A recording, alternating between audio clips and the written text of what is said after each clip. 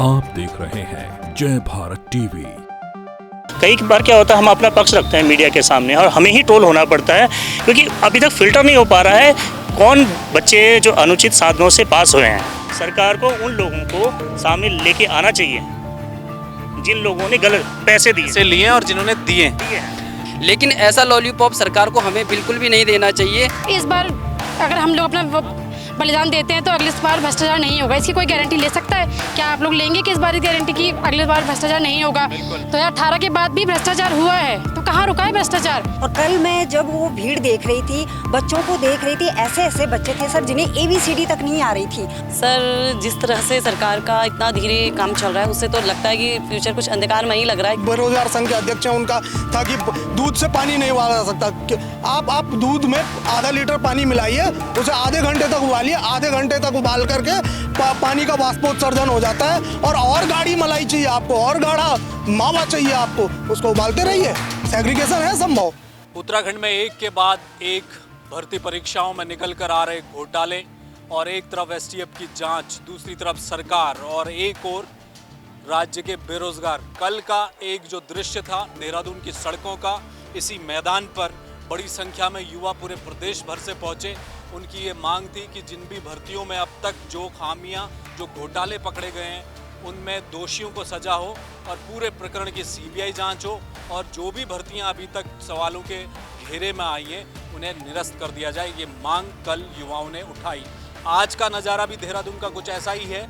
संख्या बल आपको कम नज़र आएगा, लेकिन ये वो युवा हैं जिन्होंने तमाम जो भर्ती परीक्षाएं हैं, अधीनस्थ सेवा चयन आयोग की जो स्नातक स्तरीय परीक्षा है उसमें उत्तीर्ण हुए ये छात्र हैं, ये युवा हैं। लंबे समय से इनका आंदोलन चल रहा है, लेकिन इनकी परेशानी कुछ अलग तरह की है। ये वो युवा हैं जो चयनित हो चुके हैं, जिनको अपने भविष्य का संकट सता रहा है। अगर एक पुलिस का अधिकारी इनके पास आकर अभी कह दे कि इससे आपके आगे का जीवन खराब हो सकता है, आप नियुक्ति पाने वाले होंगे तो भी नहीं पा पाएंगे, तो ये बेचारे इतने मजबूर हैं कि यहाँ से छोड़कर चले जाएंगे। ऐसी मजबूरी में फंसे हुए हैं। दूसरी तरफ वो एक ऐसी भीड़ थी कल जिसमें न जाने कौन कौन से इंस्टीट्यूट से बच्चे निकल कर आ गए, नए फ्रेश बच्चे थे। वो केवल इसलिए आंदोलन कर रहे थे कि हमें अपना भविष्य बनाना है। ये वो लोग हैं जो परीक्षा देकर पास हो चुके हैं, लेकिन आगे क्या होगा इन्हें नहीं पता। मुख्यमंत्री बहुत बड़ी बड़ी बातें अभी तक कर चुके हैं, लेकिन स्पष्ट नहीं बता पा रहे कि वो भर्ती निरस्त करेंगे या नहीं करेंगे। अगर भर्ती निरस्त होगी तो इनका फ्यूचर खराब है, ये बर्बादी की कगार पर इनका भविष्य आ जाएगा। और अगर सरकार इन्हें नियुक्ति देती है तो तकरीबन जो भी पोस्टें थी जो स्नातक स्तरीय भर्ती की, उसमें से करीब 90% जो युवा थे वो ईमानदार और मेहनती युवा थे। उन्हें पोस्टिंग मिलनी चाहिए, उन्हें नियुक्ति मिलनी चाहिए। अब इनकी ये मांग है। आज इनका ये शांतिप्रिय तरीके से विरोध जता रहे हैं ये तमाम जो चयनित युवा हैं। क्या नाम है आपका? मेरा नाम नेत्रपाल सिंह है। अच्छा, कहाँ से हैं आप नेत्रपाल जी? मैं पौड़ी गढ़वाल से।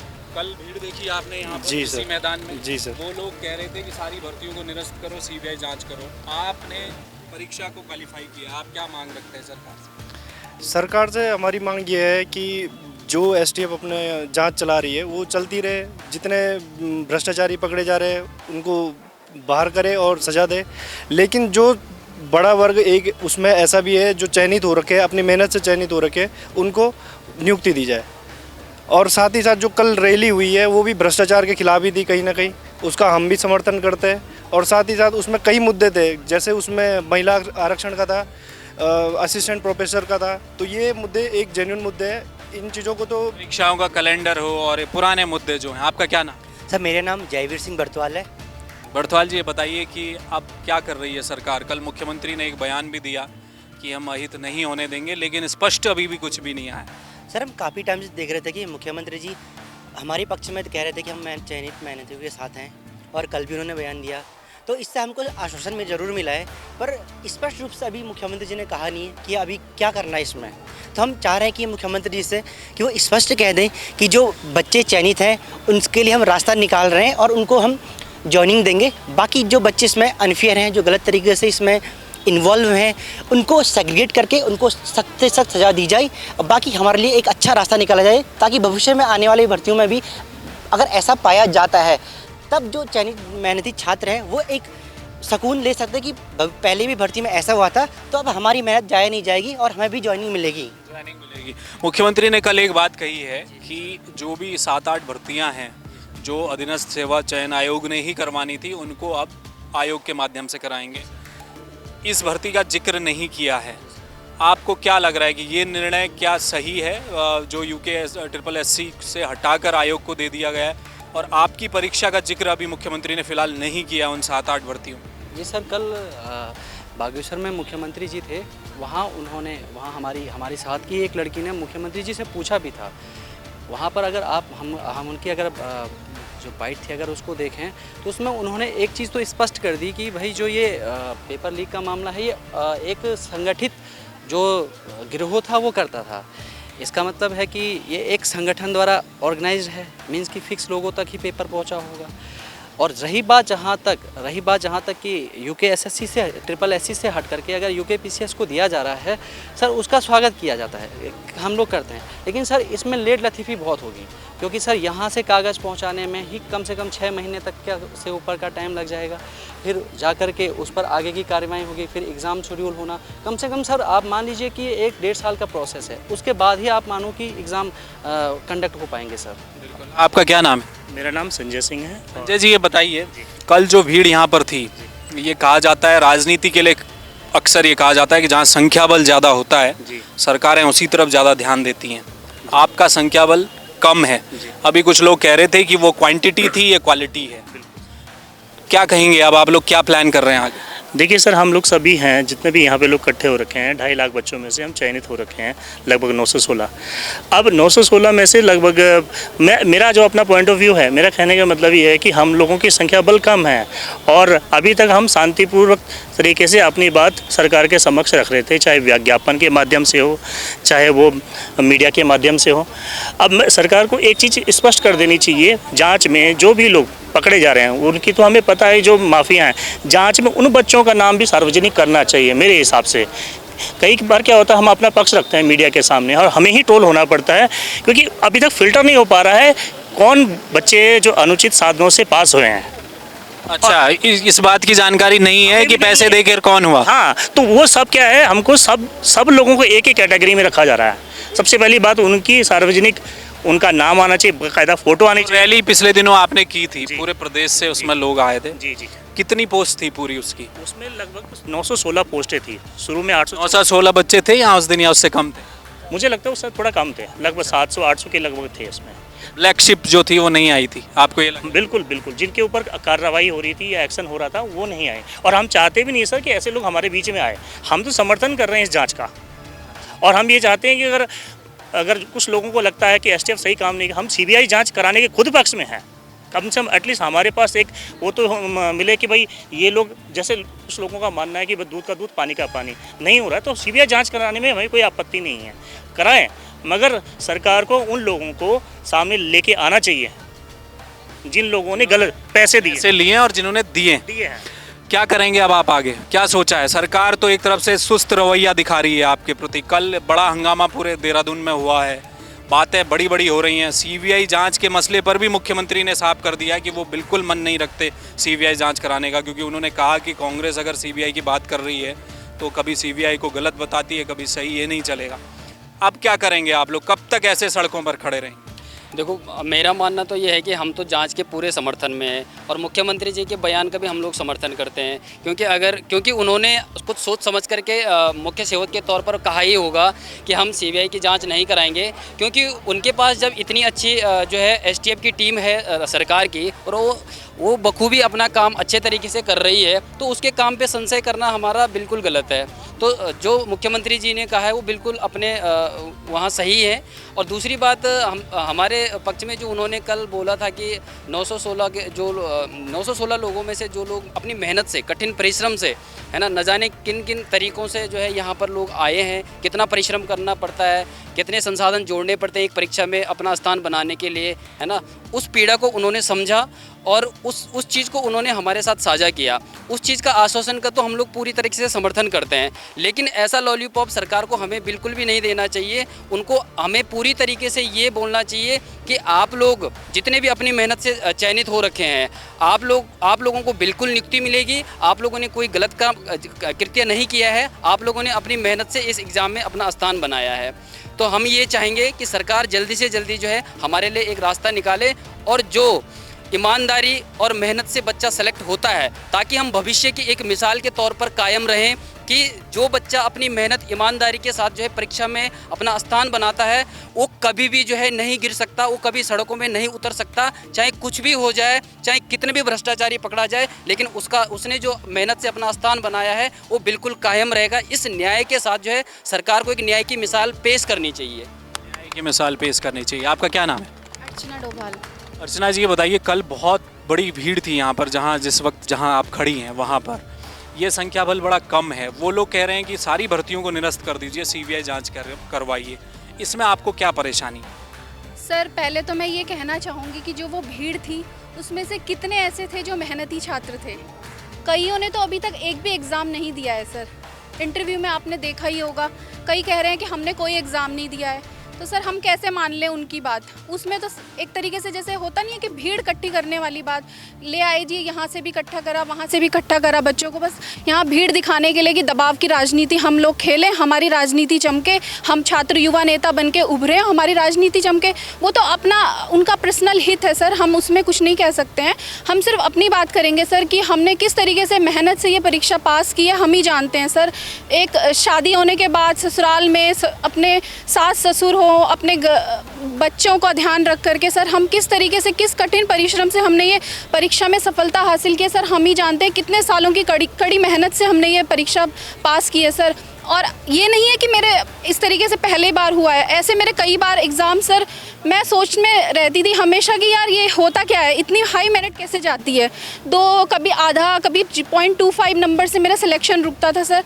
हमारा भी सिलेक्शन रुका है सर, लेकिन हमने अभी जो ये उजागर हुआ है, हमारे माननीय मुख्यमंत्री जी ने जो इस तरीके से ज़ीरो टॉलरेंस की नीति के तहत जो ये कार्य किया है सर, हम उनके लिए उनका बहुत शुक्रिया अदा करते हैं। और हम चाहते हैं कि वो हमारी तरफ भी ध्यान दें सर। दबाव की राजनीति में आकर के कोई भी निर्णय लेना सही नहीं है सर, हमारी भी मांग सुनी जाए। मुख्यमंत्री जी भ्रष्टाचार के खिलाफ बातें बहुत कर रहे हैं, लेकिन कर कुछ नहीं रहे, स्पष्ट कुछ भी नहीं आ रहा। आपका क्या नाम है? सुषमा हुसैन। सुषमा जी, बताइए क्या आप लोग मांग रख रहे हैं? क्योंकि कल जो भीड़ आई थी, मैं उसको भी कवर करने यहाँ पर आया था, तो मुझे बहुत सारे ऐसे युवा मिले जिन्होंने आपका पक्ष लिया था। वो ये कह रहे थे कि जो भी बच्चे सेलेक्ट हुए हैं उसमें उनको उनका हक मिलना चाहिए। तो वहाँ भी आपके समर्थन में बहुत सारे लोग थे। अब आप क्या चाह रही हैं उत्तराखंड में जो ये भर्ती हुई है, इसको क्या आगे आप देखती? सर मैं चाहती हूँ कि जो बच्चे अपनी मेहनत से सफल हुए हैं उनको बिल्कुल ज्वाइनिंग मिलनी चाहिए, क्योंकि उनका हक है। हम इतने सालों से मेहनत कर रहे हैं, कम से कम पिछले 5, 6, 7 साल हो गए हैं सर मुझे मेहनत करते करते, लेकिन अभी तक सफलता मिलते रह जा रही है हर बार। सर कब तक हम मेहनत करेंगे? मम्मी पापा लोग भी हैं, सबको देखना है सर। ऐसा नहीं है कि इस बार अगर हम लोग अपना बलिदान देते हैं तो अगली बार भ्रष्टाचार नहीं होगा, इसकी कोई गारंटी ले सकता है? क्या आप लोग लेंगे कि इस बार गारंटी की अगली बार भ्रष्टाचार नहीं होगा? 2018 के बाद भी भ्रष्टाचार हुआ है, तो कहाँ रुका है भ्रष्टाचार? और इसकी क्या गारंटी कि अगली बार नहीं रुकेगा? और अगर नहीं रुक सकता है तो हम लोग क्यों अपना बलिदान दें इस बार? बिल्कुल, सीबीआई तो जांच करके चली जाएगी, लेकिन आगे भ्रष्टाचार होगा या नहीं होगा इसकी गारंटी कौन लेगा? आपका क्या नाम? सर मेरा नाम आरती राणा है। ये बताइए कि अब आप क्या सोच रहे हैं इस समय, क्योंकि एक तरफ हैं युवा कह रहे हैं कि सारी भर्तियां निरस्त हो जाएं, आप लोगों का चयन हो चुका है, आपको नियुक्ति पत्र चाहिए, क्या सोच रही है सरकार? सर माननीय मुख्यमंत्री जी ये हमें पता नहीं है कि सरकार क्या सोच रही है, लेकिन हम सरकार माननीय मुख्यमंत्री धामी जी के साथ हैं। और उन्होंने जो स्टेटमेंट दिया है कि छात्रों का अहित नहीं, मेहनती छात्रों का अहित नहीं होगा सर, तो हमारा तो यही है सर कि हमें नियुक्ति मिलनी चाहिए। और कल मैं जब वो भीड़ देख रही थी, बच्चों को देख रही थी, ऐसे बच्चे थे सर जिन्हें ABCD तक नहीं आ रही थी। वहाँ पे स्टार्टिंग में उनका पहला ही कदम है, उनका बच्चों को ऐसे इकट्ठा करके ला रखा था, कोचिंग इंस्टीट्यूटों को बंद करा के यहाँ पे भीड़ इकट्ठा करने के लिए ला रखा था, ताकि भीड़ को दिखा सकें हम अपनी राजनीति कर सकें सर। तो फ्यूचर बनाने आए थे, नए बच्चे आए थे। आपका क्या नाम? सर मेरा नाम रचना रावत है। रचना, ये बताइए क्या अब आप लोग करने वाले हैं? क्योंकि अब कई दिनों से मैं भी आपके इस पूरे मूवमेंट को कवर कर रहा हूँ, दूसरे तरफ भी युवा हैं वो कुछ और बातें कर रहे हैं, लेकिन सरकार ऐसा लग रहा है कि बहुत धीरे प्रोसेस कर रही है। तो आपका फ्यूचर किस तरफ जाता दिखाई दे रहा है? सर, जिस तरह से सरकार का इतना धीरे काम चल रहा है उससे तो लगता है कि फ्यूचर कुछ अंधकार में ही लग रहा है। क्योंकि सर अब हम लोग एक मैरिड वूमेन हूँ, मेरे बच्चे हैं, हमने जिस उस स्थिति में तैयारी की है इस पेपर को निकाला है सर, एक पेपर नहीं मैंने 4 पेपर निकाले हैं। तो 4 पेपर निकालने के बाद आज हम कभी यहाँ खड़े हो रहे हैं, कभी किसी के दर पे जा रहे हैं, कहीं जा रहे हैं, हमें ये उम्मीद नहीं थी। और आज ऐसा लग रहा है कि अंधकारमय हो रहा है सर फ्यूचर। हमें सरकार से यही गुहार है, मुख्यमंत्री जी से यही गुहार है कि हमें नियुक्ति दीजिए। हमने ईमानदारी से पेपर निकाला है, हमें नियुक्ति दीजिए। और हमें पूरा विश्वास भी है कि हमारे मुख्यमंत्री जी हमारे साथ न्याय ही करेंगे। आपका नाम? हिमांशु श्रीवास्तव। हिमांशु जी, ये बताइए, ये जो सेग्रीगेशन की बात आ रही है, जो भ्रष्टाचार घोटाला सामने आया है, क्या लगता है आपको, क्या बात कहेंगे आप? देखिए सर, जो लोग अपने स्वार्थ में हैं वो तो किसी भी तरीके से यही मान भी रहे हैं और मनवाने को तैयार हैं कि सेग्रीगेशन संभव नहीं है। मैं कहता हूं कि कनिष्ठ सहायक की परीक्षा जो 31 अक्टूबर को हुई है उसमें वीडियो वीपीडीओ में जो चयनित छात्र हैं उनमें से 450 से अधिक छात्र उनमें चयनित हैं। और उसके अलावा लोअर पीसीएस की परीक्षाओं में भी बहुत सारे लोग चयनित हैं जो कि वीडियो वीपीडीओ में भी चयनित हैं। तो अगर आप लगभग कुछ अपवाद छोड़ दें तो लगभग सारे बच्चे जो लोग हम यहाँ पे मांग कर रहे हैं ये ऐसे हैं लगभग कि जो अन्य किसी परीक्षाओं में भी और प्रतिष्ठित आयोगों की, लोक सेवा आयोग की, राज्य लोक सेवा आयोग की परीक्षाओं में, बैंकिंग की परीक्षाओं में, ऐसी परीक्षाओं में चयनित हुए हैं पूर्व में। तो ये कहना कि सेग्रीगेशन संभव नहीं है, दूध में से पानी नहीं उबाला जा सकता, ये बड़ा रोचक इनका एक बेरोजगार संघ के अध्यक्ष हैं उनका था कि दूध से पानी नहीं उबाला जा सकता। आप दूध में आधा लीटर पानी मिलाइए, उसे आधे घंटे तक उबालिए, आधे घंटे तक उबाल करके पानी का वाष्पोत्सर्जन हो जाता है। और गाढ़ी मलाई चाहिए आपको, और गाढ़ा मावा चाहिए आपको, उसको उबालते रहिए। सेग्रीगेशन है संभव, आप ऐसा नहीं कह सकते। आप पुराने रिकॉर्ड भी देख सकते हैं और यही इच्छा शक्ति ने, और यही लगभग यही जब एस राजू जी भी अपने जांच कर रहे थे तो उन्होंने भी इस प्रक्रिया को अपने जांच में कहीं ना कहीं शामिल किया था जो अपने स्तर से कर रहे थे। मुख्यमंत्री न्याय करेंगे, लेकिन वो न्याय कब आएगा ये कहा नहीं जा सकता, क्योंकि उत्तराखंड में भ्रष्टाचार जिस लेवल पर आज पहुंचा है वो भी परीक्षाओं में भ्रष्टाचार हुआ है। एक व्यापम घोटाला पूरे देश में जिसकी चर्चा हुई, पूरे दुनिया में चर्चा हुई, उसी तर्ज पर एक घोटाला उत्तराखंड में आया। केवल एक विभाग में नहीं, कई विभागों में खुलता चले गया, परत दर परत। जो परत उठाई उसके नीचे भ्रष्टाचार दिखाई दिया परीक्षाओं में, और इसने पूरे देश में उत्तराखंड की छवि को धूमिल किया है। वर्तमान सरकार ने एसटीएफ को जांच सौंपी है, बहुत सारे भ्रष्टाचारी सलाखों के पीछे गए हैं, ये अच्छी बात है। लेकिन इस सब कसरत के बीच कुछ युवाओं का भविष्य बर्बादी के कगार पर आ गया। वो युवा मेरे पीछे और अभी जिनकी बातें आपने सुनी, ये वो लोग हैं जो विभिन्न परीक्षाओं में उत्तीर्ण हो चुके हैं, जिनको नियुक्ति पत्र चाहिए, लेकिन भ्रष्टाचार का मामला सामने आया है, इसलिए मामला रुका हुआ है। एक तरफ वो युवा है जो कहता है कि सारी भर्तियों को निरस्त कर दीजिए, जिन्होंने पास की है भर्ती वो भी दोबारा एग्ज़ाम में बैठे, और दूसरी तरफ वो लोग हैं जो मेहनत से, ईमानदारी से परीक्षा पास करके नियुक्ति पत्र का इंतज़ार कर रहे हैं। अब देखना ये है कि सरकार क्या करती है, क्योंकि कुर्सियां हिलते हुए इस उत्तराखंड में देखा गया है। पहले भी राजनीतिक अस्थिरता की बातें होती रहेंगी, पॉलिटिकल माइलेज लेने वाले पॉलिटिकल माइलेज लेंगे, लेकिन वर्तमान बीजेपी सरकार, मुख्यमंत्री पुष्कर सिंह धामी जिस रुतबे के साथ, जिस दृढ़ता के साथ सीएम की कुर्सी पर बैठे हैं, उसी दृढ़ता के साथ उनका फैसला आएगा, ऐसा उत्तराखंड के तमाम युवा सोचकर बैठे हुए हैं। कब आएगा ये नहीं कहा जा सकता। कैमरामैन नवजीवन भंडारी के साथ हेमभट्ट, जय भारत टीवी।